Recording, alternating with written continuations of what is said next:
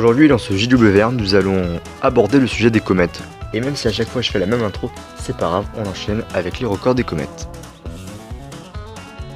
On commence avec la première observation de la destruction d'une comète. Le 6 juillet 2011, le Solar Dynamics Observatory a saisi des clichés de la mort de la comète 6011 N3. Dotée d'un noyau de 9 à 45 mètres, elle s'est rapprochée à moins de 100 000 km du Soleil à 2,1 millions de km par heure. Elle a ensuite éclaté en morceaux et s'est vaporisée. On enchaîne avec le plus grand impact dans le système solaire. Du 16 au 22 juillet 1994, plus de 20 fragments de la comète Shoemaker-Levy 9 sont entrés en collision avec Jupiter. Le fragment G a provoqué le plus gros impact, une explosion 600 fois plus puissante que l'arsenal nucléaire terrestre, soit 6 millions de mégatonnes de TNT. Le premier échantillon cométaire.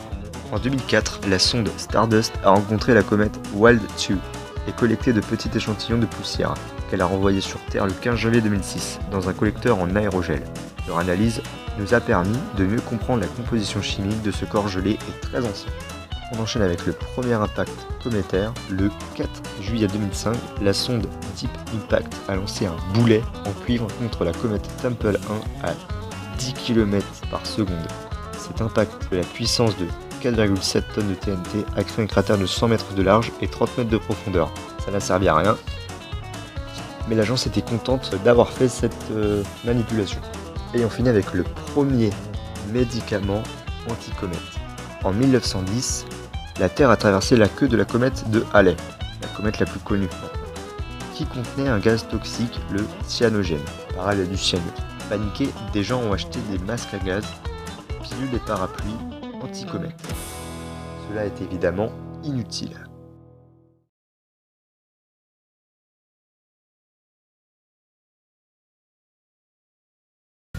Salut à tous, c'est le Moyen du présent. Je vous préviens que ce premier épisode sera le premier d'une trilogie. Ce sont 3 épisodes que j'ai tournés il y a de cela plus d'1 an et demi. C'est avec elle que je termine la saison 3 de Dr Draco et par la même occasion la saison 3 des JWR, avant le renouvellement de la chaîne. Très bientôt.